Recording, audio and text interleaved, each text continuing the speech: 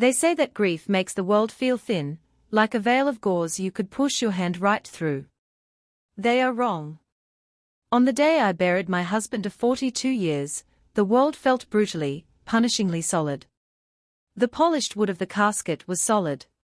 The frozen clods of earth the gravediggers shoveled were solid. And the hand of my son, Mark, on my elbow, was the most solid thing of all, steering me away from Robert's final resting place with an impatient, proprietary firmness that felt less like comfort and more like an eviction. He guided me to his sleek, offensively new car, the kind of car that costs more than a teacher's annual salary, the kind of car I had helped him buy. I remember the scent of the leather, cloying and artificial, a smell of money that has never known a hard day's work. We drove in silence, a silence thick with things unsaid, but I thought it was the silence of shared sorrow. I thought he was giving me space. What a fool I was. A lifetime of motherhood, and I couldn't see the predator sitting next to me because he wore my son's face. He didn't drive me home. He didn't drive me to his house, where his wife Jessica and my grandchildren were waiting. He drove me to the train station. The old, grimy downtown station, smelling of diesel fumes and desperation. He pulled a single, pre-booked ticket from his jacket pocket. One way. To a small town 3 states away where my sister, Ellen, lived. He handed it to me, along with $100 bill. Jessica and I have been talking, Mom, he began, his voice devoid of any real emotion, a rehearsed speech. We think it's for the best. You need a break, a change of scene. Staying in that big empty house, it's not healthy for you. Ellen will take you in for a while. We'll handle everything back here. We'll sort through Dad's things. Just, don't come back home, don't. Come back home. The words hung in the sterile air of his car, each one a tiny, perfectly formed shard of ice piercing my heart. He looked at me then, really looked at me for the first time all day, and there was no pity in his eyes. There was annoyance. Impatience. I was a problem to be solved, a loose end to be tied up. My husband's body was barely cold in the ground, and I had already been demoted from matriarch to baggage. I didn't cry. The shock was too profound, a current that froze my tear ducts. I simply took the ticket. I took the $100 bill. I got out of his car without a word, my small black purse clutched in my hand. He didn't get out to help me. He just watched me in the rearview mirror, as I walked into the station, a small woman in a black dress, suddenly and utterly alone. He waited until I was through the doors, and then I heard his expensive car speed away, the sound of the engine a final, triumphant roar. That was the moment my life split into 2 distinct parts, the 42 years I spent building a family, and the rest of my life, which started right then, on the cold, grimy floor of a train station, with my son's cruel words echoing in the vast, empty space where my heart used to be. They think they know me. They think I am just a quiet, soft-spoken old woman who managed a household while her brilliant husband built an empire. They are about to find out just how wrong they are. Before you hear the rest of this story, the story of how I dismantled their world with the same quiet efficiency I once used to run their lives, I want you to subscribe to this channel and turn on notifications. Because my story is a testament to the fact that the quietest people often have the most to say, and it's a lesson you won't want to miss. The train rattled south, its rhythmic clatter a dismal soundtrack to the reel of memories playing in my mind. For 42 years, my life had been a service. A loving, willing service, I had always believed, but a service nonetheless. I met Robert in college. He was the brilliant engineering student with dreams that shot for the stars. I was the quiet literature major, who was just as smart, but far less loud about it. I was going to be a professor, a writer. I had my own dreams. But then Robert's dreams took precedence. He had the vision, he said, and I had the practicality to make it possible. And I loved him. So I became the wind beneath his wings. I gave up my PhD program to take a secretarial job so he could finish his. I managed our tiny apartment and our even tinier budget, stretching every dollar until it screamed, so he could pour his energy into his first schematics. When Mark was born, my world shrank and intensified, focusing entirely on this new, tiny human and the man who was creating a future for us. I was the one who handled the midnight feedings, the fevers, the parent-teacher conferences. I was the one who made sure the house was a sanctuary of peace and order so Robert could come home from a brutal day at his fledgling company and simply rest. He would call me his secret weapon, his COO of everything. It sounded like a compliment then.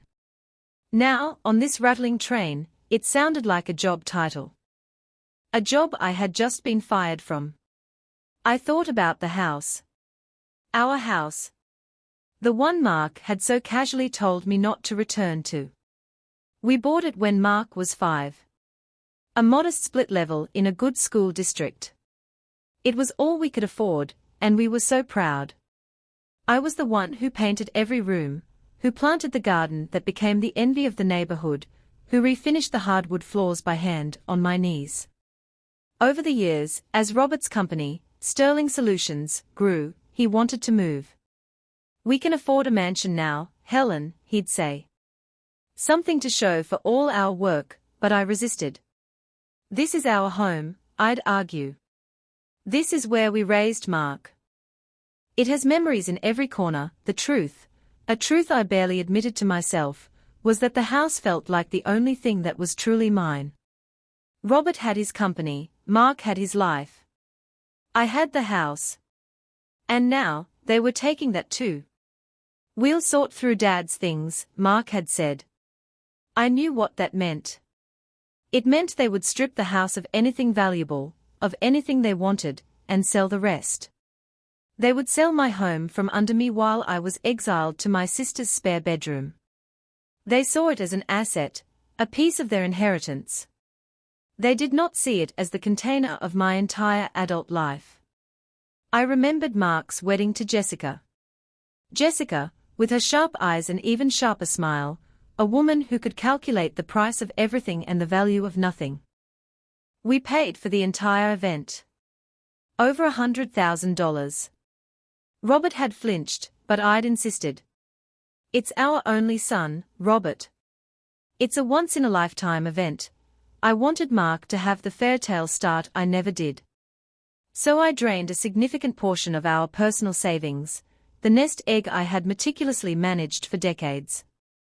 Jessica had thanked me with a kiss on the cheek that felt as dry as paper, while complaining to her mother, just loud enough for me to hear, that the champagne wasn't the vintage she'd preferred. Then came the down payment for their house, a sprawling new build in a gated community. "We can't get a loan for the whole amount, Mom," Mark had said, his voice laced with the manufactured desperation he was so good at. "The banks are so tight. Just a little help to get us started." Another check was written. Then it was the business venture for Jessica, a boutique clothing store that folded in less than a year, taking $50,000 of our money with it. It was always something. New cars, private schools for their children, lavish vacations they'd post all over social media. They called it help, they called it family supporting family, but it was a one-way street. When my car, a sensible 10-year-old sedan, finally gave up the ghost, I'd mentioned it to Mark. He'd patted my hand. "Just get it fixed, Mom. You don't need anything fancy." He had 2 luxury cars in his driveway, but a new car for me was an unnecessary extravagance. I was the bank, and the bank wasn't supposed to have needs of its own. The train whistle blew, a long, mournful cry that echoed the one in my soul. The grief for Robert was a vast, deep ocean. But this other feeling, this cold, sharp anger, was a new and terrifying continent rising from the waves. He had told me not to come home. He had put me on a train and sent me away. He had treated me like a piece of old furniture to be stored in the attic. The rhythmic clatter of the wheels on the track began to sound less like a lament and more like a war drum. Click-clack. You are a fool. Click-clack. You let this happen. Click-clack. What will you do? The woman who got on this train was a grieving widow, a discarded mother. But with every mile that passed, she was slowly, quietly, disappearing.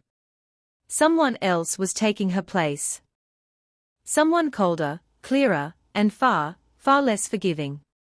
The turning point wasn't a single, dramatic lightning strike of realization. It was a slow, creeping dawn of clarity. As the landscape outside the train window blurred into a monotonous ribbon of green and grey, the fog of shock and grief in my mind began to burn away, revealing the stark, ugly architecture of my son's betrayal. I'd spent the first hour of the journey replaying his words, searching for a misunderstanding, a hidden layer of concern I might have missed. We think it's for the best, it's not healthy for you, the classic language of gaslighting, dressed up as love. It was the same tone Jessica used when she suggested I change my hairstyle, or helped me pick out a new dress, always steering me towards something dowdy and matronly, something that made me look like the harmless old woman they wanted me to be. They weren't worried about my health. They were worried about their inheritance. They saw me, alone in that house, as an obstacle. A frail, emotional old woman who might do something irrational with their money. Sending me to my sisters was a containment strategy. I would be out of sight, out of mind, while they secured their future. My mind flashed back to a conversation just last year. Mark and Jessica had come over for dinner, and Mark had brought a stack of glossy brochures for luxury retirement communities. "Mom, Dad," he'd said, spreading them on the coffee table. "You guys have worked so hard. Don't you think it's time you relaxed? Let someone else handle the cooking, the cleaning, the yard work." I saw the flicker of alarm in Robert's eyes. I knew what this was. They wanted the house. They wanted to liquidate their primary asset, and we were living in it. Robert had handled it with his usual quiet authority. He'd simply gathered the brochures, smiled a thin smile, and said, "Helen and I are very comfortable where we are, Mark. But we appreciate the thought." Later that night, after they'd left, Robert had turned to me, his expression more serious than I had seen it in years. "They don't see us, Helen," he'd said, his voice heavy. "They see a balance sheet." I had defended Mark, of course. It was my default setting. "He's just trying to look out for us, dear. He worries." Robert had looked at me, a deep, sad wisdom in his eyes. "No," he said softly. "He's looking out for himself. There's a difference." I hadn't wanted to believe it then. Now, on this train to exile, Robert's words were a prophecy fulfilled. The $100 bill Mark had given me was sitting on the empty seat beside me. $100. A tip for 42 years of service. An insult so profound it was almost comical. I picked it up. The paper felt flimsy, meaningless. I thought of the thousands, the tens of thousands, the hundreds of thousands of dollars that had flowed from my meticulous accounts into their ungrateful hands. I had funded their lives, their comfort, their status, all while I drove a 10-year-old car and patched my own clothes. I did it out of love. But what they felt for me wasn't love. It was expectation. I was a utility. The sun was setting, casting long, dramatic shadows across the train car. In the dimming light, my reflection in the window became clearer. I saw the lines of grief around my eyes, the silver in my hair. But for the first time, I also saw the strength in my jaw, a feature I inherited from my grandmother, a woman who had run a farm by herself for 30 years after her husband passed. I had that same steel in my spine. I had just forgotten it was there. I took out my phone. I scrolled past the missed calls from my sister, Ellen, no doubt frantic after getting a call from Mark telling her I was on my way. I would deal with that later. I found the number I was looking for, stored under a simple, unassuming name, Mr. Henderson, Arthur Henderson. Robert's oldest friend, his first business partner, and our family lawyer for 40 years. My finger hovered over the call button. This was it. The moment I chose a different track. The moment I stopped being the victim in their story and started writing my own. I pressed the button. The train swayed, a lurch that felt like the shifting of tectonic plates beneath my feet. My old life was over. My new one was about to begin. The world outside was dark now, but inside me, a cold, bright light was beginning to shine. Mr. Henderson answered on the second ring, his voice calm and familiar, a welcome anchor in the swirling chaos of the past 24 hours. "Helen," he said, and there was genuine warmth and concern in that single word, more than I had heard from my own son all day. "I was so sorry to hear about Robert. I was at the service, but I couldn't get near you. Mark had you cordoned off like a visiting head of state." I let out a dry, humorless laugh. "It would seem I've been deposed, Arthur." I explained everything, my voice low and steady, recounting the drive to the station, the one-way ticket, the $100 bill. I relayed Mark's final words, "Don't come back home." There was a long silence on the other end of the line, a silence I knew was filled not with pity, but with a slow-burning anger on my behalf. "That arrogant, entitled little," he began, then caught himself. "Helen, I am so sorry. Robert saw this coming. He really did," and that's when the memory came back to me, not as a vague impression, but in crystal-clear detail. It was about 6 months ago. Robert had been growing weaker, and he'd called me into his study.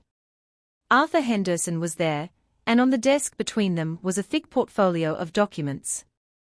Robert had looked pale, but his eyes were sharp. "Helen," he'd said, taking my hand. "We need to talk about the future."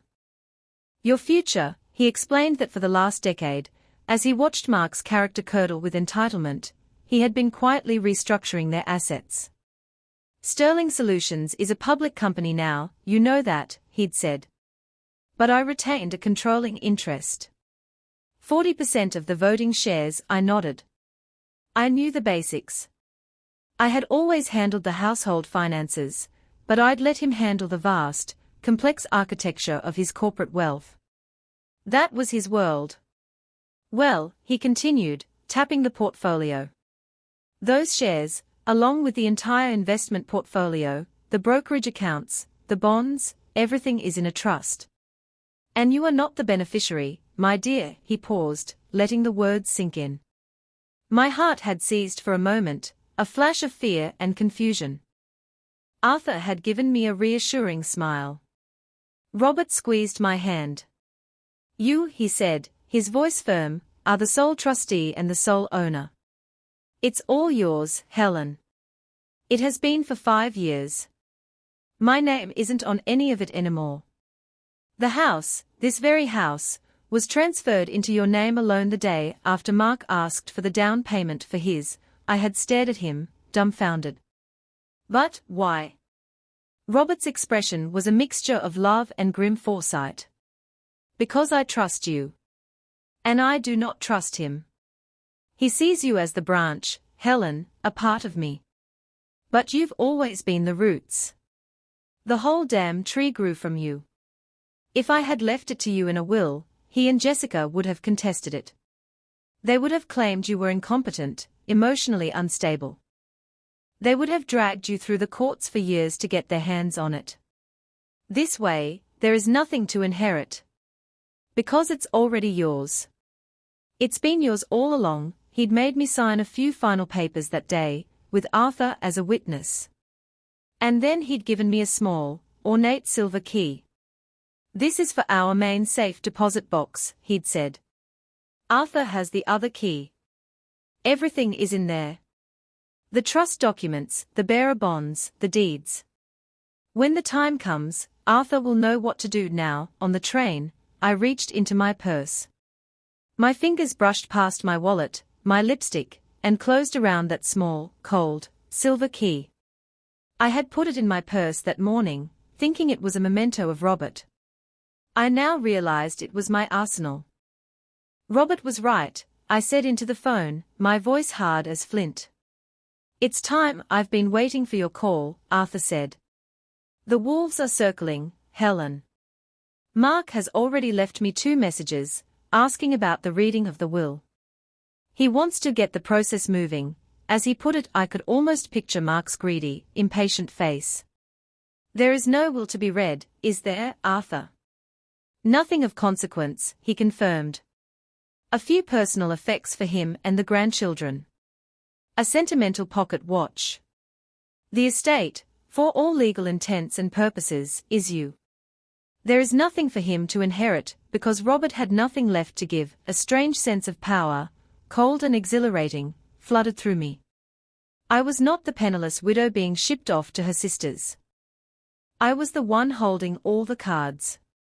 Mark just didn't know it yet. Arthur, I said, my new voice taking over completely. I'm not going to my sister's. Get off at the next major city. Book me a suite at the Four Seasons. Put it on the trust's corporate card. And first thing tomorrow, I want you to meet the locksmith at my house. Change every single lock. Give no one a key, but me. There was a brief pause, and then I heard the smile in Arthur's voice. Consider it done, Helen. Welcome back. The train began to slow, pulling into the bright lights of a city station. I stood up, leaving the $100 bill on the seat. Let the cleaning crew have it. I had no more use for pocket change. I walked off that train not as Helen the widow, but as Helen Sterling, the sole owner of Sterling Solutions. And my first order of business was a hostile takeover of my own life. The suite at the Four Seasons was an act of quiet rebellion.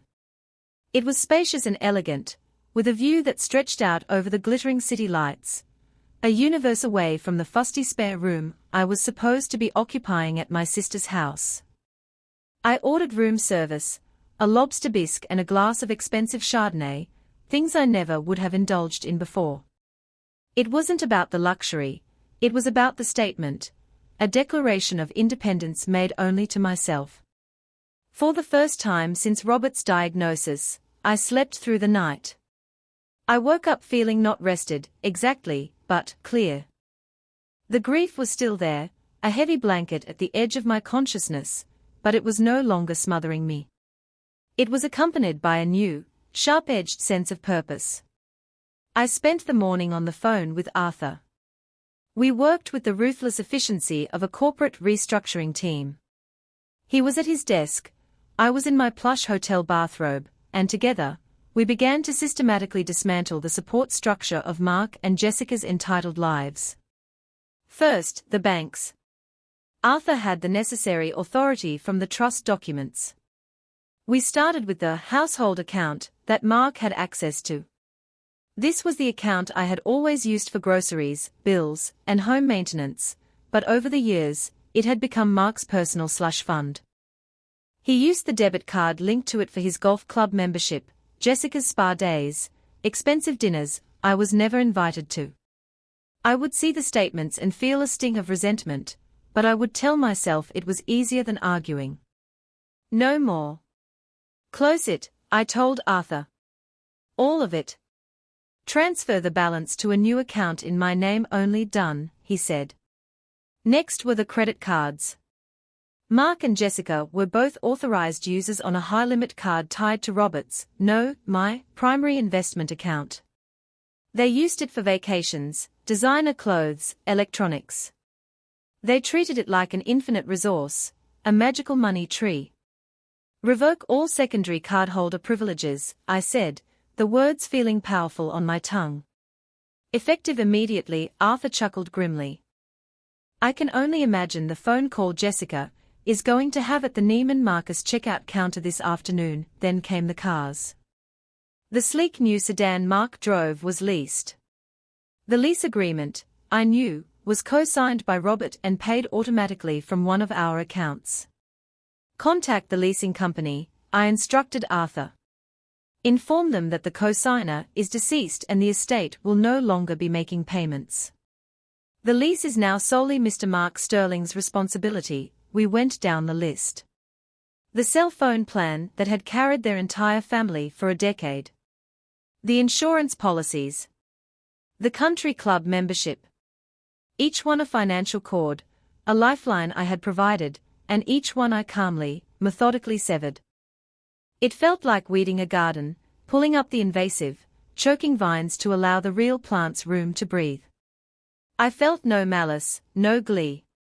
Just a cold, clean sense of order being restored. The final call of the morning was to the locksmith. Arthur patched him through to me. "The locks are all changed, Mrs. Sterling," the man said.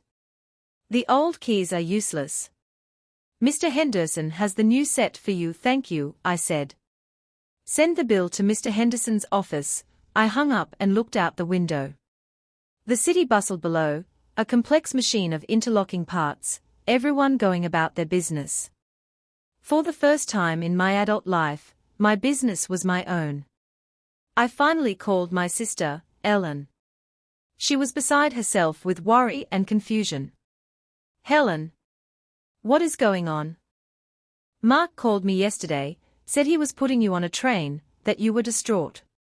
I've been waiting at the station for hours." I explained the situation calmly and factually, leaving out the financial details for now. I just told her that Mark and I had a serious disagreement, and that I needed some time to myself to sort things out. "He tried to get rid of me, Ellen," I said simply. "He tried to put me out to pasture." My sister, who had always known Mark was spoiled but never imagined the depths of his cruelty, was silent for a long moment. Then she said, "Good for you, Helen. Don't you let that boy push you around. You call me if you need anything."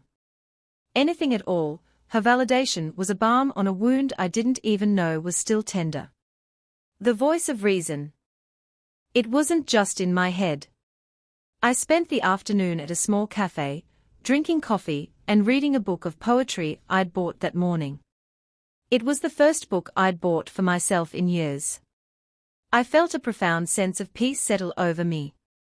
It was the peace of a general who has laid out her battle plan and knows it to be sound. The first strike had been launched. Now, all I had to do was wait for the enemy to realize the war had begun. The first tremor from their collapsing world arrived via text message around 3 p.m. It was from Jessica. A single, imperious question mark. I was sitting in my hotel room, reviewing a summary of the trust's assets that Arthur had couriered over. The sheer scale of it was staggering. Robert had been far more successful than even I had realized. The numbers on the page swam before my eyes, a constellation of stocks, bonds, and real estate holdings that represented a formidable fortune. I had been living like a modest pensioner while my son and his wife burned through money as if it were kindling. My focus was so intense that Jessica's text felt like a minor annoyance, a gnat buzzing at the window.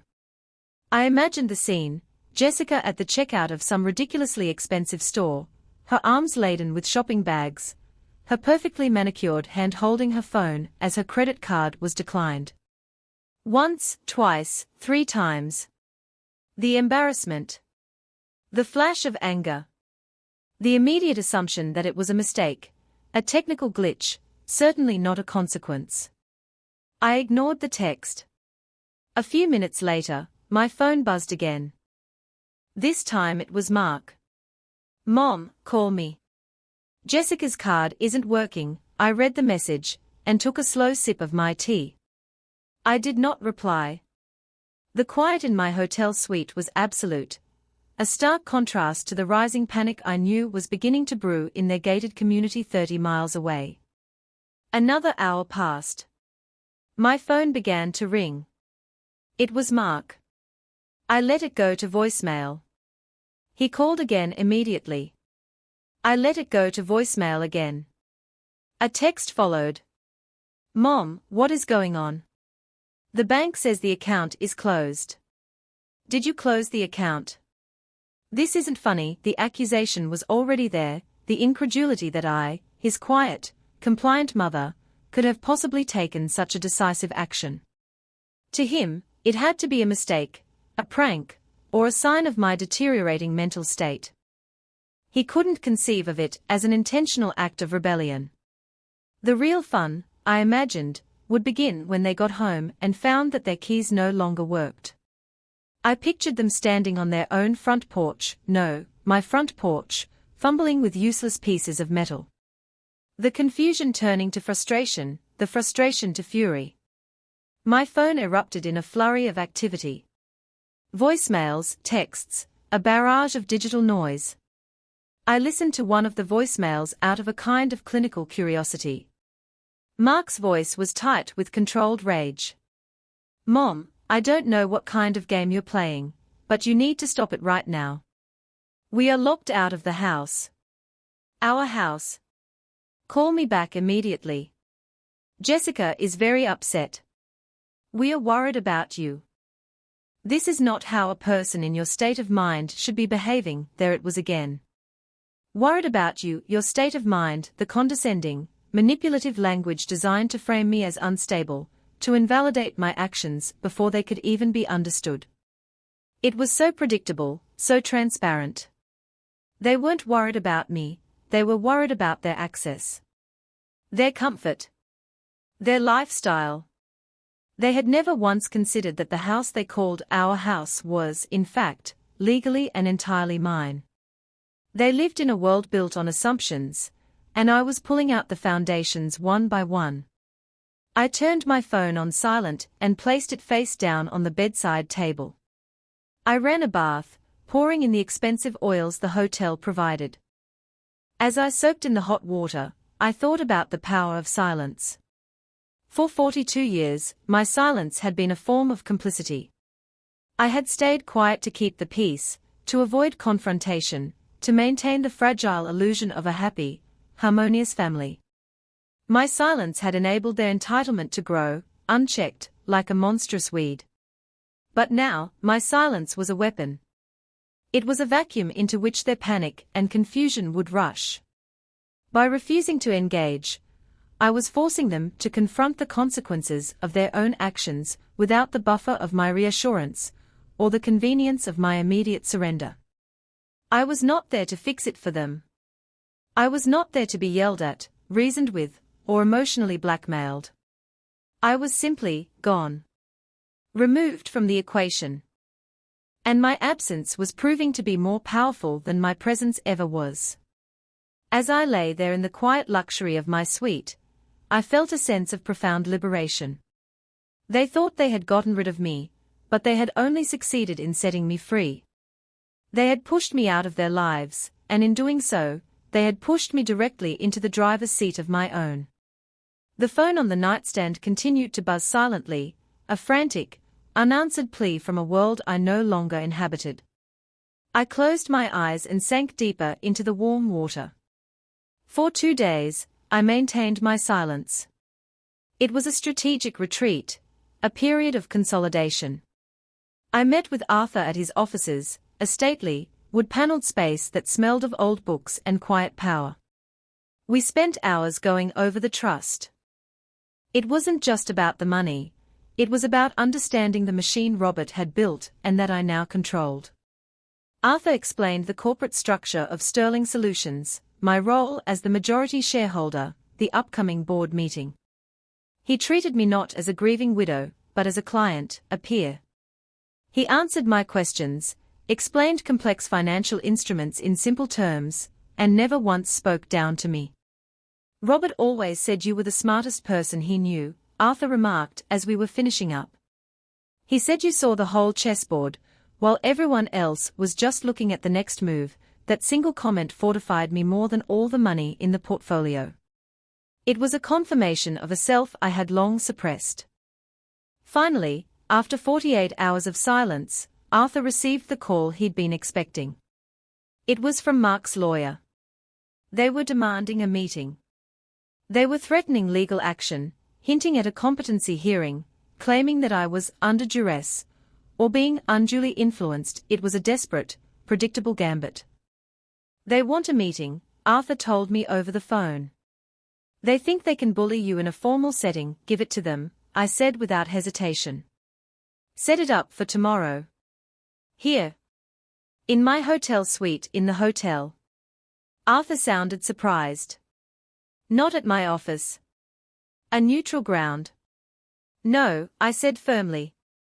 Not neutral ground. My ground. They evicted me from my home. I will receive them in my new 1 inch. It was a power play, and we both knew it. The following afternoon, I was ready. I dressed carefully, not in black, but in a tailored navy blue dress, simple and elegant. I wore the pearl necklace Robert had given me for our 40th anniversary. I felt calm, centered, and strangely detached. Arthur arrived first, carrying a slim leather briefcase. We sat in 2 armchairs facing the door, a small coffee table between us. When the knock came, my heart gave a single, hard thump, and then settled into a slow, steady rhythm. Arthur opened the door. Mark and Jessica swept in, followed by a younger, slick-looking man in an expensive suit who had to be their lawyer. Mark's face was a thunderous mask of fury. Jessica's was pinched and pale, her eyes darting around the luxurious suite, calculating its cost per night, her expression a mixture of envy and outrage. They had expected to find me weeping in a cheap motel room, not holding court at the Four Seasons. Their lawyer, a Mr. Davies, stepped forward, all false sincerity. "Mrs. Sterling, I'm glad we could have this meeting. Mark and Jessica have been terribly worried." I held up a hand, a small, simple gesture that cut him off mid-sentence. "Please, Mr. Davies. Let's dispense with the pleasantries. I know why you are here. You are here because my son and his wife are financially inconvenienced. Let's not pretend it is anything else." The directness of my statement seemed to stun them into silence. Mark recovered first. "Mom, what the hell is this? Locking us out of our own home. Cutting off the cards. Are you trying to punish us?" "Punish you?" I tilted my head, looking at him as if he were a curious specimen under a microscope. "No, Mark. I am simply following your instructions. You drove me to a train station, gave me a ticket, and told me not to come back home. So I haven't. As for the house being your home, that is the first of many assumptions we need to correct today." I nodded to Arthur. He opened his briefcase and laid a single document on the coffee table. It was the deed to the house. "As you can see," Arthur said in his dry, courtroom voice, "the property at 124, Willow Creek Lane was transferred solely into Mrs. Helen Sterling's name 5 years ago. You have been living there as her guest. A guest who, I might add, saw fit to try and permanently evict his host." Jessica let out a small gasp. Mark stared at the paper, his face turning a blotchy red. That's not possible. Dad would never." "Your father was a wise man," I interjected, my voice still quiet, still calm. "He understood a great deal. He understood, for example, that the allowance he gave you every month wasn't a gift from him. It was an expenditure from an account that he had placed entirely under my control. You haven't been living off your father's generosity, Mark. You have been living off mine." I let that sink in. The silence in the room was thick enough to choke on. Jessica looked at Mark, her expression curdling from support to accusation. This wasn't the plan. This wasn't how the story was supposed to go. "And that brings me to my terms," I continued, my gaze unwavering. "You will vacate my house within 30 days. You may take with you your personal belongings, your clothes, your furniture, your children's toys. You will not take the art, the antiques, or any item that belonged to me or your father. Arthur will provide a detailed inventory. If anything is missing or damaged, its value will be deducted from this." I gestured to Arthur again. He placed a cashier's check on the table. It was for $50,000. "What is that?" Mark whispered, his voice hoarse. "That," I said, my voice turning to ice, "is your inheritance. It is a final, one-time gift from me to you. It is more than you deserve, but it is enough for a security deposit on an apartment and first and last month's rent. After that, you are on your own. The Bank of Mom is permanently closed. There will be no more money. No more cars. No more help. You are a grown man with a family, Mark. It is time you learned to support them yourself. Jessica began to cry, not tears of sadness, but of rage and frustration. You can't do this. We have children. After everything we did for you, taking care of you. Taking care of me. I finally stood up, the movement slow and deliberate. I was no longer a small, quiet woman. In that moment, I felt 10 feet tall. Let me be very clear. You did not take care of me. You tolerated me. You used me. You saw me as a live-in bookkeeper and a future funding source. And the moment my husband died, the moment you thought I was at my weakest and most vulnerable, you tried to throw me away like garbage. You drove me to a train station and told me not to come home. I looked directly into my son's eyes, and for the first time, he flinched. He looked away. You were right about one thing, Mark, I said, my voice softening to a near whisper, but with a core of pure steel. It wasn't healthy for me to stay in that house. Not with you in it. I turned to their lawyer. The meeting is over. Please escort your clients out. The 30 days that followed were a quiet, methodical liberation. Mark and Jessica did not go gracefully. There were angry phone calls to Arthur, emotional, manipulative texts to me, which I ignored, and a great deal of drama. Their lawyer sent a few threatening letters, hollow threats that Arthur dismissed with curt, factual replies. They had no legal standing, and they knew it. They were like spoiled children who had been told no for the first time, and their tantrum was as predictable as it was pathetic. I did not return to the house while they were there.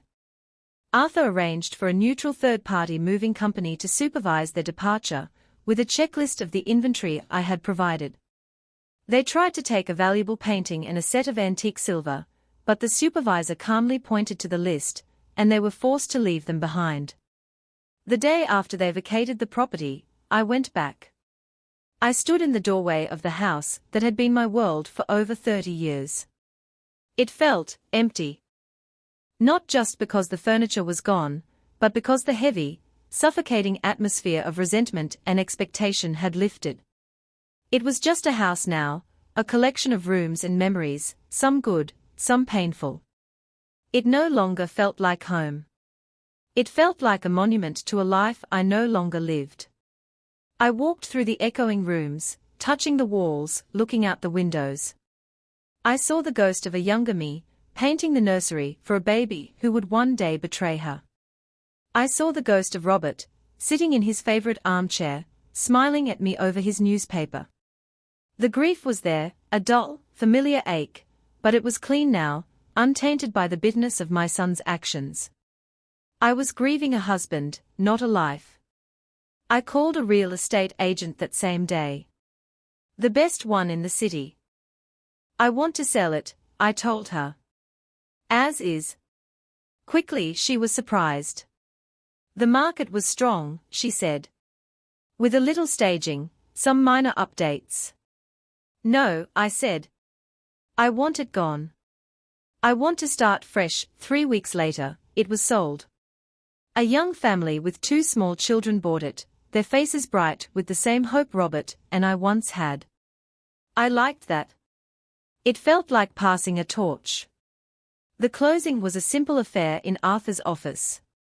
I signed the papers, and a very large sum of money was wired to my trust account. It felt strangely anticlimactic. I had thought selling the house would be painful, but it was just paperwork. A transaction. The emotional weight of the place had already been shed. With the proceeds from the sale and the vast resources of the trust at my disposal, the world opened up before me. For a few weeks, I simply drifted. I stayed in my hotel suite, reading, walking through the city's museums, going to the symphony. I was reintroducing myself to Helen Sterling. What did she like? What did she want to do? I discovered that she loved modern art, enjoyed spicy Thai food, and found immense peace in simply sitting on a park bench and watching the world go by. I thought about what Mark and Jessica must be doing. I imagined them in a cramped apartment, surrounded by boxes, bickering over money. I pictured Jessica having to look at price tags, Mark having to budget for gas. I felt a brief, dark flicker of satisfaction, but it passed quickly. Their struggle was no longer my concern. It was a problem of their own making. My real liberation wasn't financial, it was emotional. It was the freedom from obligation. The freedom from their constant, draining need. The freedom from the role of mom, the fixer, the provider, the ever-present safety net. I was no longer a supporting character in their story. I was the protagonist of my own. One morning, I woke up with a clear, unshakable vision. I went online and bought a small, beautiful condominium on the coast of Oregon. It was modern and sleek, with huge windows that looked out over the Pacific Ocean. It was the opposite of the Willow Creek house in every way.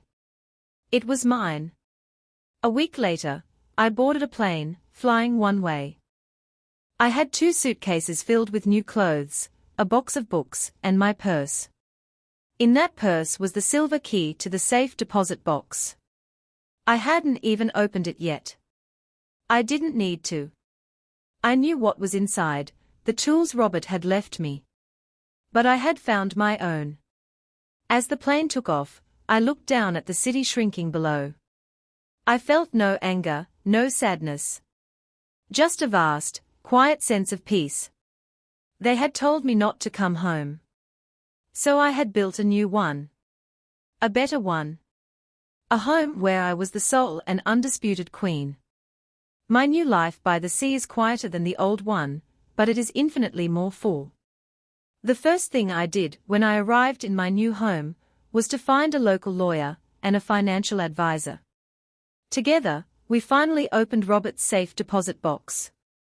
It was exactly as he'd described. A trove of meticulously organized documents, deeds, and bearer bonds that solidified my financial independence beyond any doubt. But tucked at the very bottom, beneath all the legal papers, was a simple, handwritten letter from him. It wasn't about the money. It was about me. He wrote about our first date, about the way I'd challenged his ideas, about how my quiet strength had been his anchor for all those years. They will underestimate you, Helen, the last line read. It will be their greatest mistake, and your greatest advantage.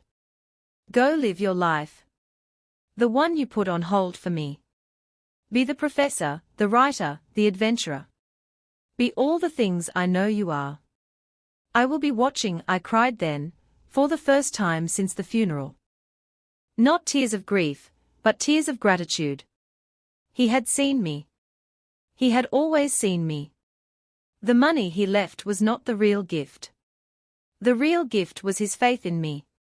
And I decided, in that moment, to honor it. I did not buy a fancy car or a yacht. I bought a comfortable, reliable SUV, perfect for exploring the winding coastal roads.